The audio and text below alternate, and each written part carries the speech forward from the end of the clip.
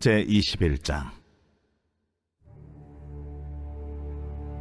해변 광야에 관한 경고라. 적병이 광야에서 두려운 땅에서 내게 회오리 바람같이 몰려왔도다. 혹독한 묵시가 내게 보였도다. 속이는 자는 속이고 약탈하는 자는 약탈하도다. 엘람이여 올라가고 메대여 애워싸라. 그의 모든 탄식을 내가 그치게 하였노라 하시도다. 이러므로 나의 요통이 심하여 해산이 임박한 여인의 고통 같은 고통이 나를 엄습하였으므로 내가 괴로워서 듣지 못하며 놀라서 보지 못하도다. 내 마음이 어지럽고 두려움이 나를 놀라게 하며 희망의 서광이 변하여 내게 떨림이 되도다. 그들이 식탁을 베풀고 파수꾼을 세우고 먹고 마시도다. 너희 고관들아, 일어나 방패에 기름을 바를지어다. 주께서 내게 이르시되 가서 파수꾼을 세우고 그가 보는 것을 보고하게 하되 마병대가 쌍쌍이 오는 것과 나귀떼와 낙타떼를 보거든 귀 기울여 자세히 들으라. 파수꾼이 사자같이 부르짖기를 주여, 내가 낮에 늘 망대에 서 있었고 밤이 새도록 파수하는 곳에 있었더니 보소서 마병대가 쌍쌍이 오나이다 하니 그가 대답하여 이르시되 함락되었도다 함락되었도다 바벨론이여, 그들이 조각한 신상들이 다 부서져 땅에 떨어졌도다 하시도다. 내가 짓밟은 너여, 내가 타작한 너여, 내가 이스라엘의 하나님 만군의 여호와께 들은 대로 너희에게 전하였노라. 두마에 관한 경고라. 사람이 세일에서 나를 부르되 파수꾼이여 밤이 어떻게 되었느냐, 파수꾼이여 밤이 어떻게 되었느냐. 파수꾼이 이르되 아침이 오나니 밤도 오리라. 내가 물으려거든 물으라. 너희는 돌아올지니라 하더라. 아라비아에 관한 경고라. 드단 대상들이여, 너희가 아라비아 수풀에서 유숙하리라. 대마 땅의 주민들아, 물을 가져다가 목마른 자에게 주고 떡을 가지고 도피하는 자를 영접하라. 그들이 칼날을 피하며 뺀 칼과 당긴 활과 전쟁의 어려움에서 도망하였음이니라. 주께서 이같이 내게 이르시되 품꾼에 정한 기한같이 1년 내에 게달의 영광이 다 쇠멸하리니 게달 자손 중 활 가진 용사의 남은 수가 적으리라 하시니라. 이스라엘의 하나님 여호와의 말씀이니라.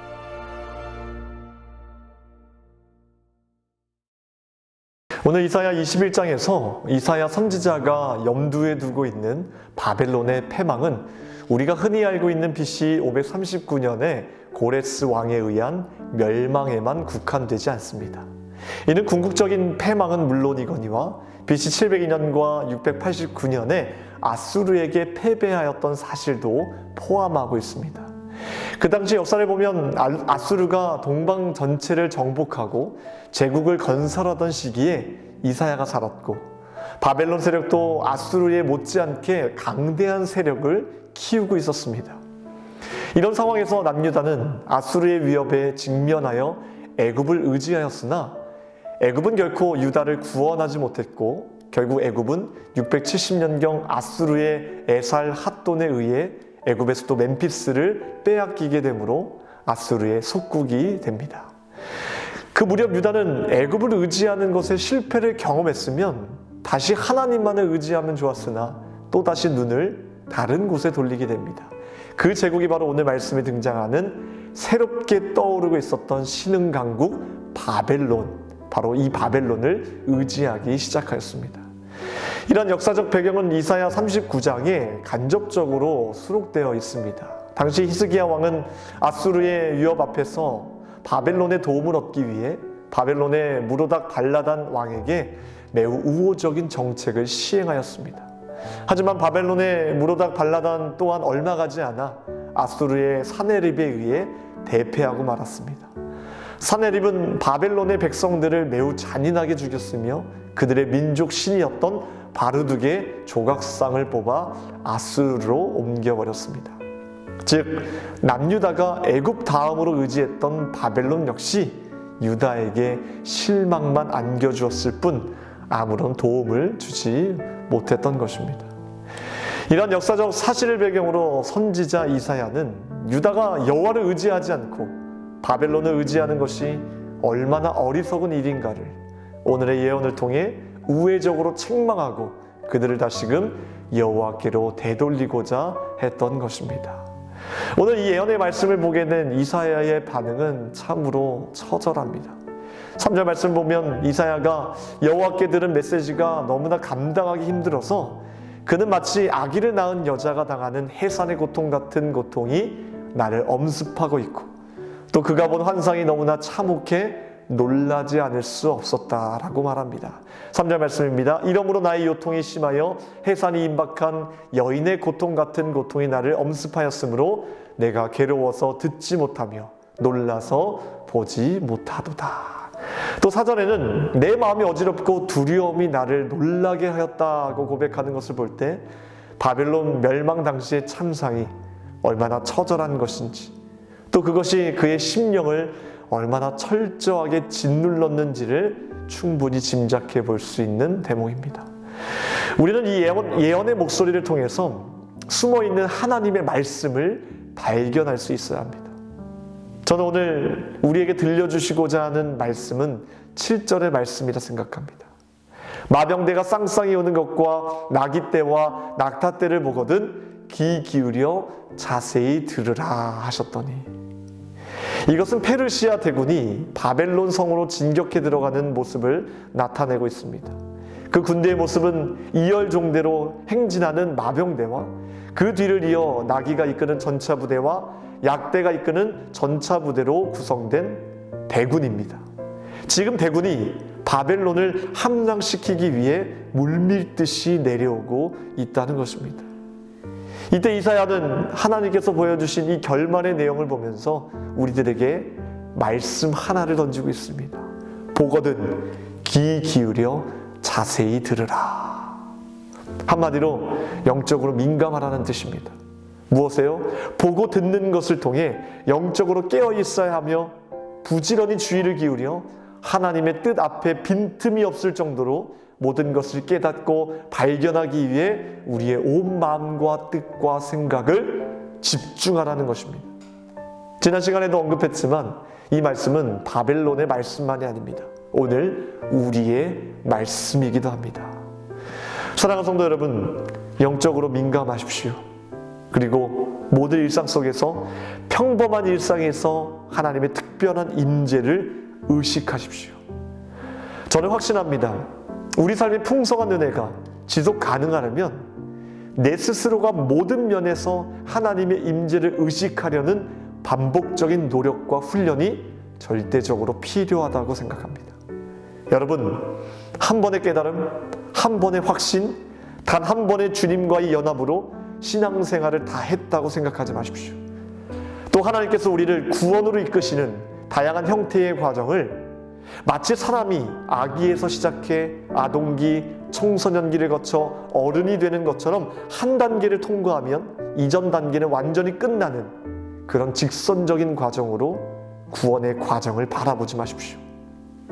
하나님께서 우리의 속사람을 변화시키는, 즉 우리의 구원의 과정을 이끄시는 방식을 4단계로 나눠보자면 첫 번째 단계는 깨어남입니다.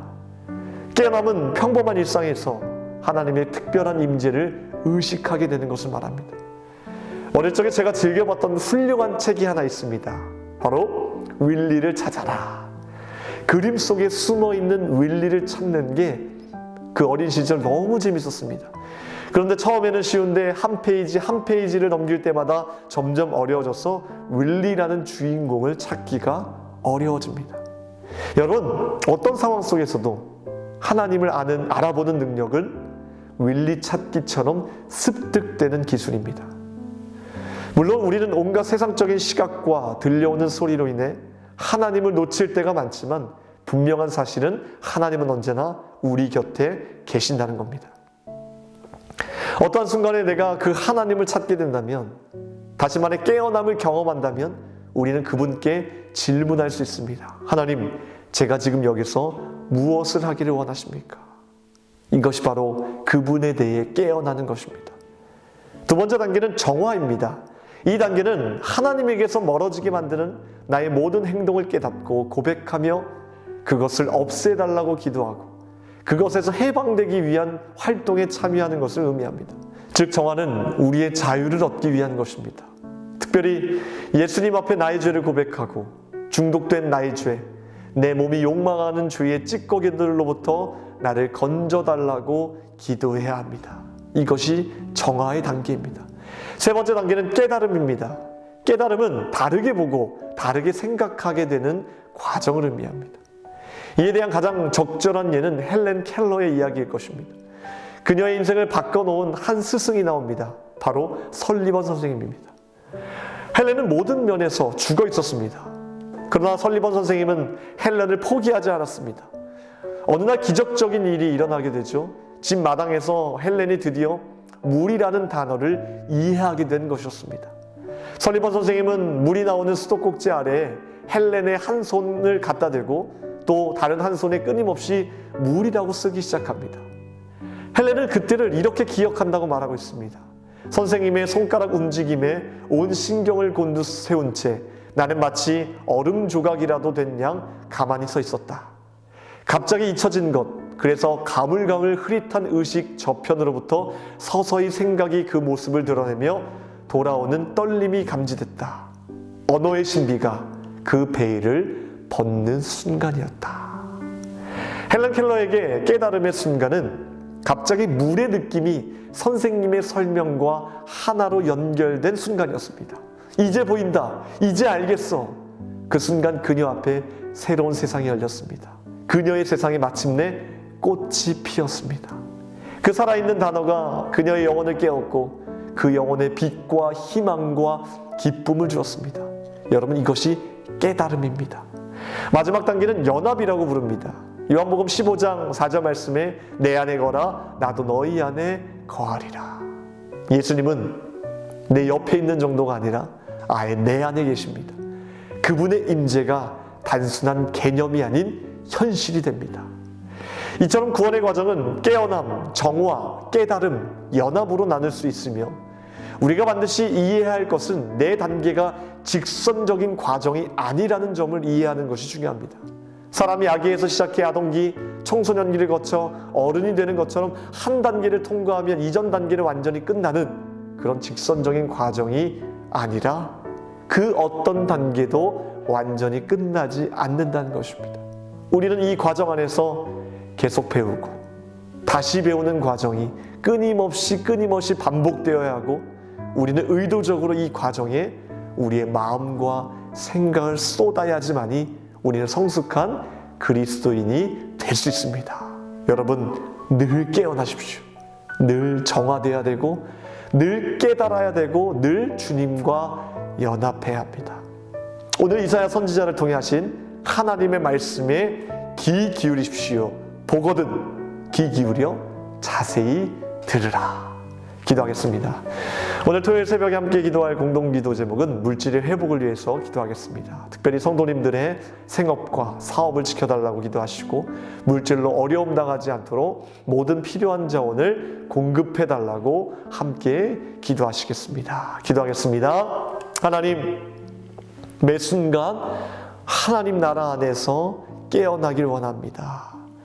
평범한 일상 속에서도 하나님의 임재를 의식할 수 있는 믿음을 허락하여 주셔서 늘 하나님 안에서 깨어나고 정화되며 깨달으며 주님과 연합하는 귀한 삶으로 나갈 수 있도록 도와주시옵소서. 하나님, 특별히 성도님들의 생업과 가정을 또 사업을 지켜주셔서 물질로 인해 어려움 당하지 않도록 성령님 늘 동행하여 주시옵소서. 세우신 주의 사자 목사님과 하나님 일산 신강교회를 든든하게 세워주실 줄 믿습니다. 말씀 위에 기도 위에 세워주신 하나님 참으로 감사합니다. 우리 귀하신 목사님 선포하시는 말씀마다 회복과 치유의 역사를 이루어 주시며 하나님 우리 교회가 능력의 교회, 구원의 역할을 감당하는 교회로 주여 거듭날 수 있도록 날마다 성장할 수 있도록 역사하여 주시옵소서. 하나님 주님 앞에 간절히 구하는 제목들마다 응답하여 주실 것을 믿고 감사드리며 우리를 구원하신 예수 그리스도의 이름으로 기도하옵나이다. 아멘.